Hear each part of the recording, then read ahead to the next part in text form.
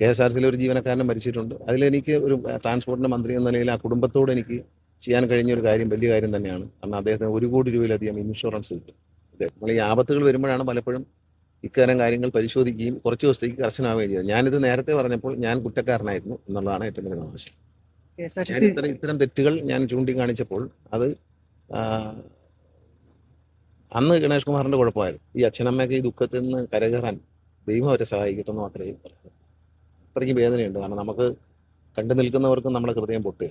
നമ്മുടെ കുഞ്ഞ് പോയ പോലെ ഒരു സങ്കടം തന്നെ. വെളിയിൽ നിന്ന് ഇറങ്ങി വരുമ്പോൾ വശക്കേട്. മെയിൻ റോഡല്ലേ, മെയിൻ റോഡിൽ പെട്ടെന്ന് ഇറങ്ങുമ്പോൾ അപകടം വരും. വിളിച്ചു പറയാൻ മന്ത്രിയും വിളിച്ചു. അത് വലിയ ആന കാര്യമൊന്നുമില്ല. നമ്മളൊക്കെ ഉണ്ടല്ലോ, ഒരു ടീമായിട്ട് ചെയ്യുന്ന, ഒരാൾ ഒറ്റയ്ക്കല്ലല്ലോ. രമേശ് അത് കൈകാര്യം ചെയ്യും, കുഴപ്പമില്ല. അതിനുള്ള സെൻസ് ഒക്കെ ഉള്ള ആളാണ്.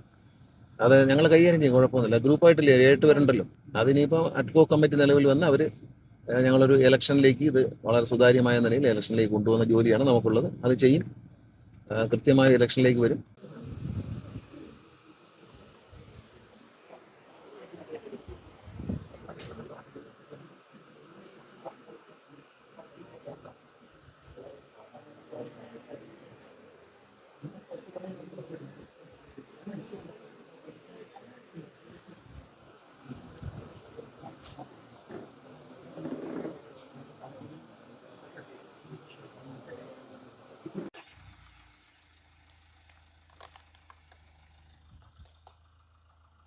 ചോദിക്കല്ല പറയുമോ അത്?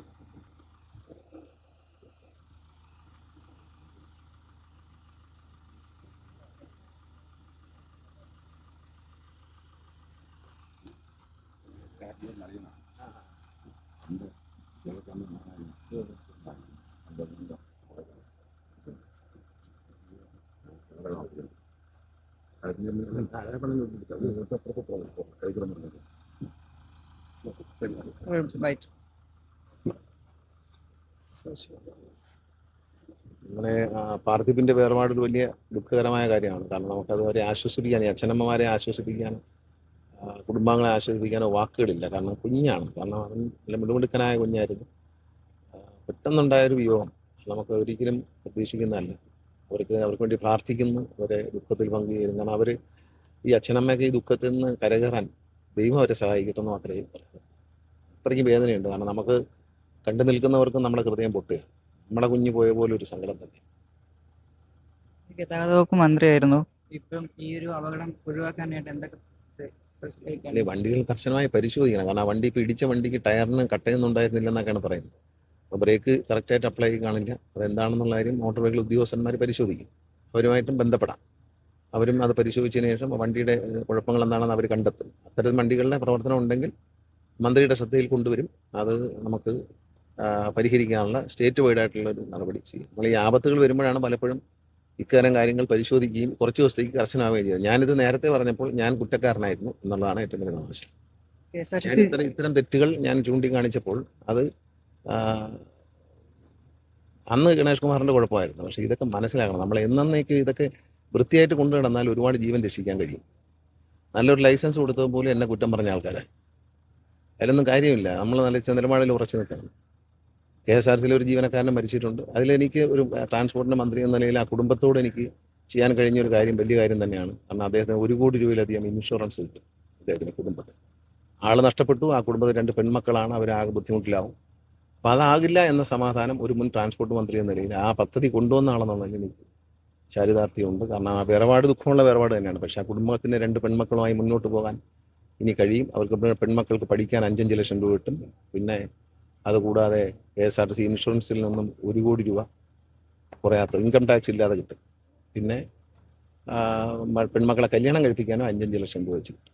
ഓരോ കുട്ടിക്കും 5 ലക്ഷം രൂപ വെച്ച് ലഭിക്കും ഇൻഷുറൻസ് പ്രകാരം. 2 കുട്ടികളും പെൺകുട്ടികളാണ് എന്നുള്ളത്.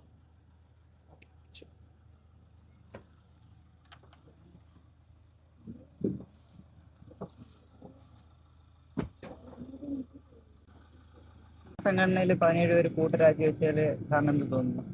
ഇല്ല മോനെ, അത് ജനറൽ ബോഡിയുടെ തീരുമാനമല്ലേ. അതിനിപ്പോൾ അഡ്കോ കമ്മിറ്റി നിലവിൽ വന്ന് അവർ ഞങ്ങളൊരു ഇലക്ഷനിലേക്ക് ഇത് വളരെ സുതാര്യമായ നിലയിൽ ഇലക്ഷനിലേക്ക് കൊണ്ടുപോകുന്ന ജോലിയാണ് നമുക്കുള്ളത്. അത് ചെയ്യും, കൃത്യമായ ഇലക്ഷനിലേക്ക് വരും. നല്ലൊരു പാനൽ വീണ്ടും വരുമെന്ന് പ്രതീക്ഷിക്കുന്നു. ജയിച്ചു വരും. രമേശ് പിഷാരടിക്ക് ഇപ്പോൾ വന്ന കാര്യങ്ങളൊക്കെ നിയന്ത്രിക്കാൻ പറ്റും തോന്നുന്നുണ്ടോ? കുഴപ്പമൊന്നുമില്ല. അതിനകത്ത് വലിയ കാര്യമൊന്നുമില്ല. നമ്മളൊക്കെ ഉണ്ടല്ലോ, ഒരു ടീമായിട്ട് ചെയ്യുന്ന, ഒരാൾ ഒറ്റയ്ക്കല്ലല്ലോ. രമേശ് അത് കൈകാര്യം ചെയ്യും, കുഴപ്പമില്ല. അതിനുള്ള സെൻസ് ഒക്കെ ഉള്ള ആളാണ്. അത് ഞങ്ങൾ കൈകാര്യം ചെയ്യും, കുഴപ്പമൊന്നുമില്ല. ഗ്രൂപ്പായിട്ടില്ലേ, 7 പേരുണ്ടല്ലോ, നമ്മൾ 8 പേര് ചേർന്നല്ലേ ചെയ്യേണ്ടത്. അതൊരു ഉത്തരവാദിത്തമാണ്, കൃത്യമായിട്ട് ചെയ്യുന്നത് കേട്ടോ. ഈ മല്ലിക സുകുമാരനെ പോലെ വലിയ വലിയ താരങ്ങൾ ഇതിൽ നിന്ന് വിരമിക്കുന്നതിനെ പറ്റിയുള്ള ഇല്ല, അവരെല്ലാം പോകാൻ പാടില്ലാത്തതാണ്. എന്തുകൊണ്ടാണെന്ന് ചോദിക്കാം. വലിയ ചേച്ചിയെ വിളിക്കാൻ പറ്റിയിട്ടില്ല, വിളിച്ച് സംസാരിക്കും കേട്ടോ. സാറേ ഇനി ഇങ്ങനെ അവിടെ നടക്കാതിരിക്കാനുള്ള കാര്യങ്ങളെ കുറിച്ചുള്ളതൊന്ന് നോക്കണം. ഇനി പറയാം. ഞാൻ ട്രാൻസ്പോർട്ട് മോട്ടോർ വെഹിക്കിൾ ഉദ്യോഗസ്ഥന്മാരെ വിളിച്ചിട്ട് അവിടെ മേളിൽ നിന്ന് ഇറങ്ങി വരുന്ന വഴിക്ക് ഒരു സ്പീഡ് ബ്രേക്കർ എന്തെങ്കിലും വെക്കണം. ഞാൻ പറയാം, ഞാൻ MLA യോട് പറയാം കേട്ടോ. റിഫ്ലക്ടർ പൊട്ടി കിടക്കുക, ബമ്പ് വെക്കണം. അവിടെ മേളിൽ നിന്ന് ഇറങ്ങി വരുമ്പോൾ വശക്കേട്. മെയിൻ റോഡല്ലേ, മെയിൻ റോഡിൽ പെട്ടെന്ന് ഇറങ്ങുമ്പോൾ അപകടം വരും. ഇതിന് മുമ്പ് ഇതേ കൂടുതൽ ഭയങ്കര സ്പീഡ് ഇറങ്ങി വന്നിട്ടുണ്ട്. വിളിച്ച് പറയാം, മന്ത്രിയും വിളിച്ചു കേട്ടോ. ബമ്പ് വയ്ക്കുന്നതിന് വേണ്ടി പിഴപ്പടി മന്ത്രിയോടും പറയാം.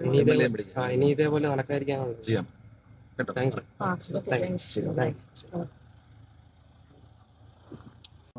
ഉണ്ടായിരുന്നു. എന്താ സംഭവിച്ചത്?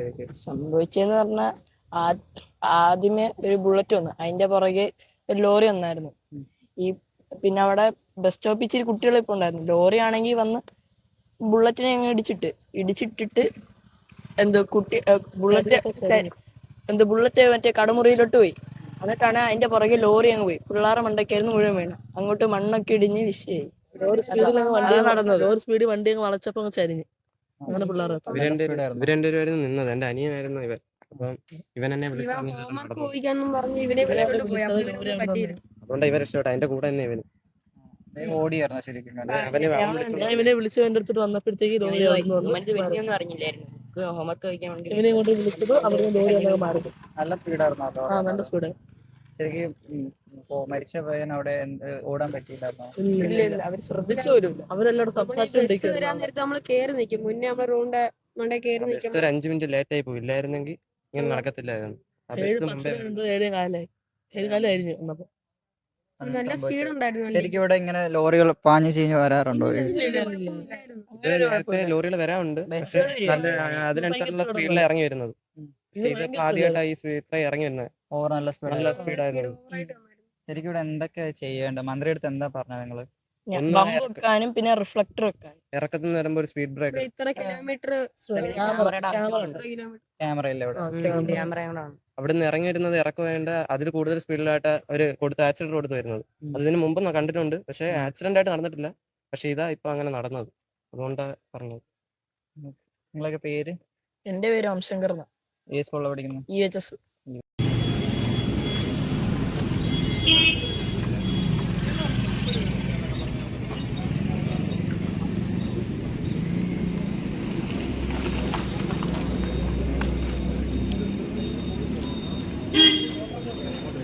എന്തിനു വേണ്ടിയുള്ള പരിശോധനയാണ്?